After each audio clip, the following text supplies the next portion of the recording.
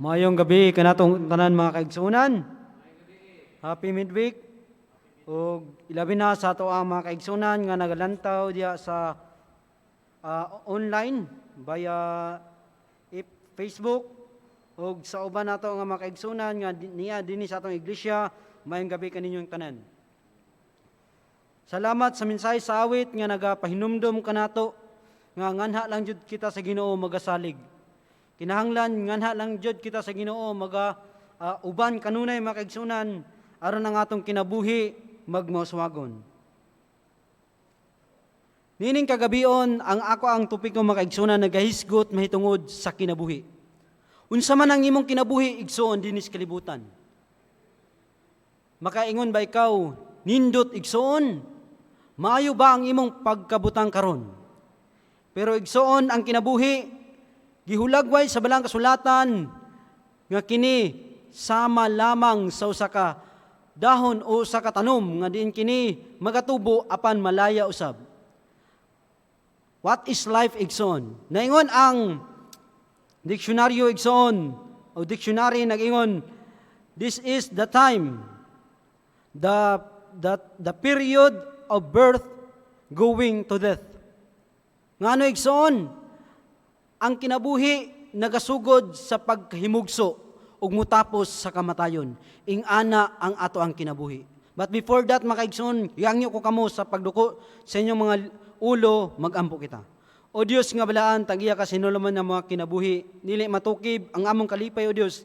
Dili mapulaan ang among mga ngabil sa pagsampit kanimo, tungod kay kanimo, adunay kasiguruduhan ang tanan. Adunay kaligunan ang tanan, O Diyos, sa diha kami musalig kanimo, kay ikaw man ang Diyos nga nagbuhat kanamo gikan pa sa sinugdanan. Salamat, O Diyos, ikaw magapanalangin kanamong tanan, sa diin kami magapuyo ug magauban kanimo dinis kalibutan. Kinilamang among ginasalig, kinalamang madawat sa ngalan ni Jesus nga personal na manluluwas. Amen. Ang kinabuhi igsoon gihulagway nga kini mamatay, nga gikan sa pagkahimugso mudangop kini sa kamatayon. Pero unsa man ang kinabuhi? Ang kinabuhi igsoon puno sa pagpili. Ang kinabuhi puno sa pagpili kung ikaw muinom o dili, mukaon ka o dili, mutrabaho ka o dili. Ang kinabuhi puno sa pagpili. Igsoon unsa man ang imong kinabuhi. Adunay usa ka sigilanon igsoon sa usa ka negosyante. Sa diha nga kini nga negosyante adunay dako nga sari-sari store. Ug sa diha siyang tindahan igsoon, adunay usa ka tawo nga nawad-an sa panimuot nga nagahigda, nagatulog kada gabi siyang atubangan siyang pwesto. Ug nakitaan sa mga tawo sa tag-iya sa mga tindahan igsoon nga naadjud ang tawo nagahigda sa tubangan sa pultahan igsoon nagahigda perminti kada gabi. Ug gani nasamukan among tag-iya igsoon. One time mibangon og sayo ang maong negosyante og giabrihan niya ang iyang tindahan. Sa pag-abri niya igsoon nakita niya ang tawo nga nagalubog. Ug tungod sa iyang kalagot o kasuko, nagkuha siya tubig ug gibanwasan niya ang tubig ang tawo nga natulog. Ug nikalit ug kalimangawan ang tawo ug mibarog ug midagan. Lain usab nga adlaw, nakita usab niya nga gireview niya sa CCTV na agihapon ang mga tawo nga sige gihapon og higda. Wa niya na matikdan igsoon sa pipila ka mga adlaw nga nang labay igsoon, pipila ka semana nga nang labay. Ang mga tawo o ang mao nga tindahan gitulis igsoon. Gusto kawatan sa mga kawatan. Apan igsoon katong nga tawo nga milubog, mihigda sa tubangan siya nga tindahan nakahimo sa pagprotektar sa mga tindahan. Ug gani wala na makawat o wala nakahimo sa paglungkab ang mao nga mga kawatan sa mga tindahan igsoon. Ug gani kay wala man kay giproteksyonan man sa mao nga tawo ang katong nga tindahan ug gani igsoon wa siya nakabantay kay katong nga mga kawatan adunay kutsilyo ug gidunggab siya ug ni sangtops kamatayon sa mga tawo nga nagahigda dito sa nga tindahan. One time igsoon miabri siyang tindahan ang mga negosyante. Sa pag-abri niya igsoon wala na siya nakita. Sa pipila ka adlaw wa siya ni review sa iyang CCTV, sa iyang record sa CCTV. Wa gihapon siya makakita sa mga tawo nga nagalubog gihapon sa iyang atubangan sa iyang pwesto. Og dito na curious igsoon, gi-review niya ang iyang video igsoon sa mao nga CCTV nga na-record. Og dito nakita niya nga gidunggab ang mga tao. Mihilak siya igsoon, mitulo ang iyang luha tungod kay nganong iyang nabuhat ang pagkadili maayo sa iyang kinabuhi niadto nga tao. Nganong nabuhat niya ang dili pagka maayo nga igsoon niadto nga tao. Ug dito nahinumdum siya igsoon nga buutan day katong nga tao. Maayo day siya og taras igsoon sa mao nga tindahan. Dili day dinautan ang iyang gihimo dito igsoon. Mo na naghilak siya igsoon nga nagbakho tungod kay namatay naman igsoon ug dili na mabalik ang kinabuhi. Ingana igsoon ang kinabuhi nato. There is a time for everything and a reason for every activity under heaven. Ecclesiastes 3 verse 1. Ningon siya, ang kinabuhi nato aduna joy, purpose igsoon, ilalom sa langit igsoon. Ilalom sa adlaw igsoon. Mao na nga aduna adunay panahon alang sa tanang mga butang o panahon alang sa tagsa-tagsa ka mga tuyo ilalom sa langit. Now igsoon, what is the purpose of your life?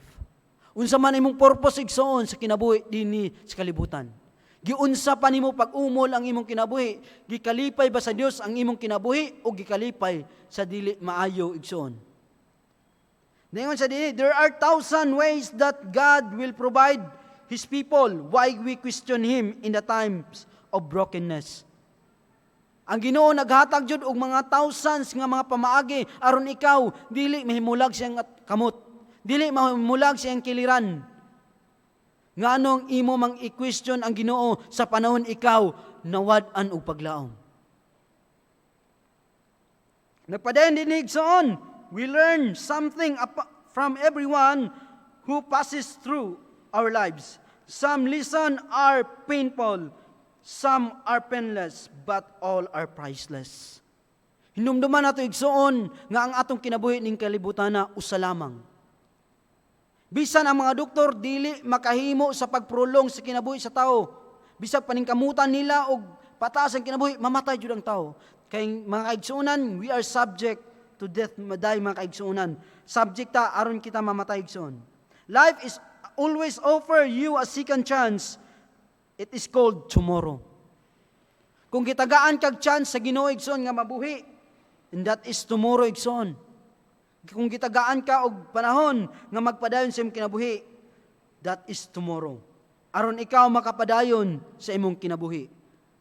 One time igsoon, nagdrive kong motor dinhi paingon sa Jensenville kay na ako giwiringan sa electrical. Dira sa cruising, doon na sa dakong iglesia dinhi sa Bula igsoon. Nay kurbada diha kay nakapatong ang ako ang kilometrahe igsoon sa 80 ug gani wala jud na plinuhan igsoon ug gani ni sangtop sa pagkatumba ug grabe jud ang impact igsoon, nabuak ang ulo sa mao nga motor. Hapit pa mabali akong ang kamot, nagasgasan jud igsoon ug wala pa ang helmet igsoon. Goodbye jud igsoon. Mawala jud ang akong kinabuhi. But praise God because He is always there to save us. Amen. Mo na igsoon.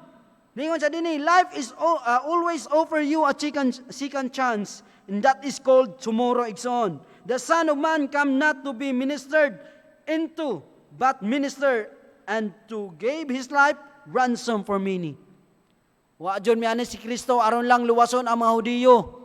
Wa miani si Kristo aron luwason lang ang mga nagatuon sa Biblia. Niani si Kristo igsoon, equal igsoon. Roma 2:11, ang Dios way pinalabi. Minsan nga, kung di ka mosulod sa mga iglesia, di ka maluwas. Ana, pagkanindot sa tumbuhi nga Dios igsoon, naa siya sa just igsoon. Pagka naa siya sa neutral igsoon sa ato ang kinabuhi. The Son of Man, wala jud siya mianhi aron nga sayangan ang iyang kinabuhi igsoon. Aron nga iula niya ang dugo sa walay bili. Pero igsoon, iyang gianhi ang kalibutan aron ikaw ug ako makaangkon sa kaluwasan. One of the most worst or dangerous times in our life, when we keep going to church but not going in God, but not growing in God igsoon. Nga wala kita nagatubo sa tubangan sa Ginoo. We always giving tithes, igsoon. We always go to church, we kneel in prayer, we sing a song, igsoon. But we never grow in Jesus. Wala ta nagtubo sa tubangan sa atong buhi nga Dios. Naingon din ang steps to Christ, and it is only as we thus fulfill the divine purpose in our creation that life can be blessing to us. Pasalamat ay igsoon nga ang kinabuhi gihatag sa Dios as a blessing. Nga ang imong gi-enjoy karon nga igsoon nga kinabuhi gasa sa Dios. Ug angay nimong suklian igsoon pinaagi sa iyang buluhaton. Tabang sa buluhaton igsoon, suportahan nato ang buhat. Amen? Atong paningkamutan, igsoon, because we live by faith, not on sight, igsoon. Nagkakinabuhi kita, pinaagi sa pagtuo, wala sa nakita, igsoon. Kaya kung sa makita lang, igsoon, to see is to believe, di ta mo to, igsoon, kaya wala si Kristo nato nakita. But praise God, because of the Holy Spirit, igsoon, nga nagpuyo ka nato, nakahimo kita sa pagtuo.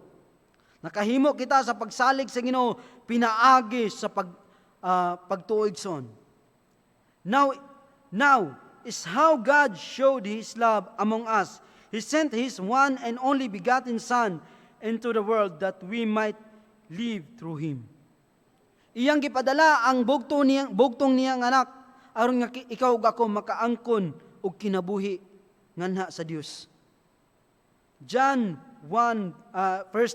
4 verse 9. Ngayon siya, dili nato sayangon ang atong kinabuhi, kaya ang atong kinabuhi, usa lamang.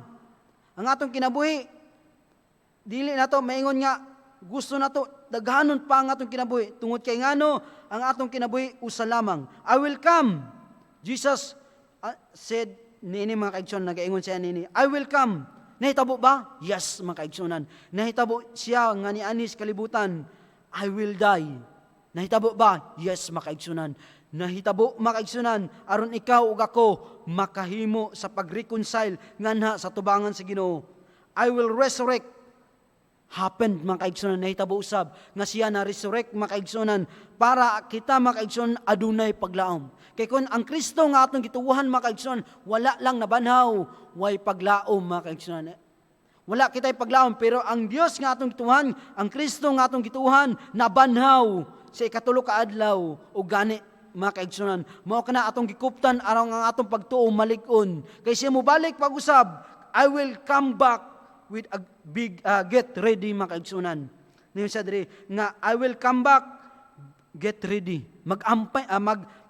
Andam kita mga kaigsunan kay ang pagbalik sa Dios sama sa kawatan mga kaigsunan. Wala nato daw ma. Nagapahinumdom kini mga kaigsunan nga kinahanglan mag-andam kita tungod kay ang atong kinabuhi usa lamang. Dili nato maingon nga madaghan tungod kay ngano ang kalibutan ngilngig makaigsunan og danlog puno sa kasalanan. Daghan ning kamot nga gusto makaangkon sa kaluwasan, pero ang yawa usab naning kamot og bira ayaw tungod kay ako ikaw. Ingana igsoon, busa karon tindog kamo nga walay lihok. Tanawa kining dagkong mga butang nga pagabuhaton ni Jehova sa tubangan sa inyong mga mata.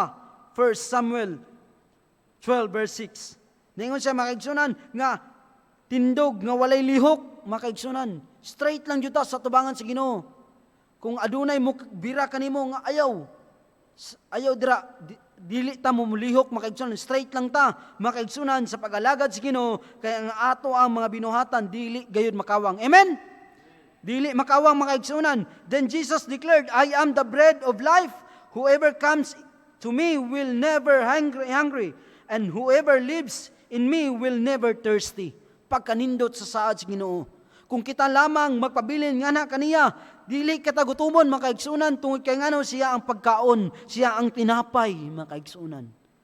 Og dili kita uhawon makaigsunan tungod kay ngano siya ang tubig nga nagahatag makaigsunan sa walay pagkauhaw. Gusto nato kana matilawan makaigsunan. Gusto kita makahimo sa pagsandurot sa Dios na nang kinabuhi nga walay katapusan. Ayaw pagbiya kanimo ang kalulot ug ang kamatuoran. Ihigot mo sila sa imong liog, isulat mo sila sa ibabaw sa papan sa imong kasing-kasing. Proverbs 33 verse 3. Nagaingon mga kaigsunan nga ang kamatuoran dili nato isalikway. Kay daghan mga Adventista nga nagpakaarong Adventista mga kaigsunan gisalikway. Tungod sa pagsalikway mga kaigsunan miambak mga kaigsunan. Sa pag-ambak naghimo og kagubot mga kaigsunan batok nini nga tinuod nga iglesia. Mangutana ta karon hain ba ang tinuod nga iglesia? Ang imong gilingkuran karon igsoon. Mao kini ang tinuod nga iglesia. Kay hinumduman nato ang story of the Samaritan mga kaigsunan sa dito sa Jacob's well sa diha nga si Kristo nakigharong sa mao nga babae niyon siya nga aduna may pagsimba dito niyon siya nga sagdailang kay ang pagsimba magauna jud dinhi sa Jerusalem mga kaigsunan ang atong iglesia kani ato gitukod mga kaigsunan wala jud mabungkag mo na ang buot pasabot sa Dios buot pasabot sa Dios nga dili jud pagatumpagon makaigsoon. Although ang kaaway maningkamot pero dili jud makahimo. Psalms 16 verse 8 to 9. I will keep my eyes always on the Lord. With him at my right hand I will not be shaken. Therefore my heart is glad and my tongue rejoice. My body also will rest secure. Makaigsuunan ang pulong sa Dios nagapasangtop nga kung kita magpabilin sa tubangan sa Ginoo ang atong kinabuhi magmalipayon makaigsunan. Amen. Kinsa man kinabuhi sa tao nga wala maglipay sa tubangan sa Ginoo. Kinsa mang tao nga niingon siya nga masulupon ako sa tubangan sa Ginoo. Wala igsuon. Tungod kay ang pagsadiha na ikaw anaa sa kamot sa Ginoo magmalipayon ikaw. If we live for the Lord. If we die for the Lord. So whatever we live or die, we belong to the Lord. Amen? Mamatay man kaigsoon, bilong ta sa Ginoo. Mabuhi man kaigsoon, bilong gihapon ta sa Ginoo. Mamatay og mabuhi, magpabiling kita sa Ginoo. Pagkanindot igsoon. Nga dili nato ibulag ang kamatuoran ngani sa atong kasing-kasing og kinabuhi. Kay kung ibulag nato igsoon, sa amara, sa usa ka sundalo nga misulong sa gubat, ug gani igsoon, nabilin ang iyang armas, ug diha sa enkwentro. Dili siya ka panalipod siyang kaugalingon. Inganaw sa igsoon, kinahanglan, matod pa sa, for me to live, day and night igsoon, mag-aalagad kita sa Ginoo, himo kita sa pagtawag kaniya tungod kay ang kalibutan dili nato masiguro kung secure pa ba o dili na. Until my last breath I will praise God. Fight all your battles with prayer, you will always win. Mo na igsoon, pag-ampo lang atong dag-anan dinhi igsoon. Dili sa kadaghanon sa atong propiedad sa kalibutan, dili sa gidaghanon sa ato ang nakuha nga mga kani mga dungog igsoon sa kalibutan kundili pinaagi sa Dios makabarog kita. Dili nato kalikdan ang ato ang iglesia paningkamutan nato nga magmalahutayon kita. Si Pastor Ted Wilson ingon, we are Seventh-day Adventists. Don't forget that we are unique people with unique message. Pakanindot igsoon nga gitawag ta nga mga piniling katawan sa Ginoo. We are unique people. Kalindot ra igsoon tawgon kang unique people inong kani President Duterte pagkamaayo nga tawo ni i-mention pa di imong pangalan makaingon kag wow pagkanindot i-shout out pa jud igsoon nga na sa television samot na sa tubangan sa Ginoo mas malipay kita igsoon kay ang pagtawag sa Ginoo kanimo bililhon igsoon. Let us run with endurance the race that sit before us. Lahutayon lang jud nato ang ato ang apilan nga dagan igsoon. Lahutayon lang jud nato ang gipahat sa Dios ngani kanato. Kay kinsa may malahutay igsoon kundili ikaw igsoon. Ang kaluwasan individual. Ang kaluwasan igsoon wala nagadepende kay mama, kay papa. Wala nagadepende kay pastor, kay elder. Wala nagadepende usab sa imuhang mga anak. Nagadepende kanimo igsoon. Kung dounsa nimo pagmatuto ang imong kinabuhi sa tubangan sa Ginoo. Tagaan nato buhi dako nga pagtagad igsoon ang atong kinabuhi kay kung way kinabuhi ang usa ka tawo sama siya sa usa ka gapnod nga gianod-anod. Walay laing direksyon igsoon, ilang paso lamang sa mga balod. Atong Tagalog bilig son nga ang atong kinabuhi dili may sama sa mga gapnod nga ilang paso sa mga balod, kundili ang atong tagaan og direksyon ng atong kinabuhi aron nga kita mahimo nga makahimo sa paglahutay sa tubangan sa Ginoo. Amen. Kay walay tao nga makalahutay igsoon kung walay Dios. Walay tao nga makaharong sa mga pagsulay kung walay Dios nga gisaligan. Hinumduman nato ang away igsoon ni Gideon igsoon. Sa diha nga nisalig sa Ginoo ang Midyahanon nanagan igsoon. Tungod sa iyang pagsalig sa Ginoo, na-conquer niya ang mga Midyahanon. Tungod sa imong pagtuo sa Dios, makalahutay ka ug makaambit ka sa kaluwasan nga walay katapusan. Mayong gabi ug happy midweek kanatong tanan.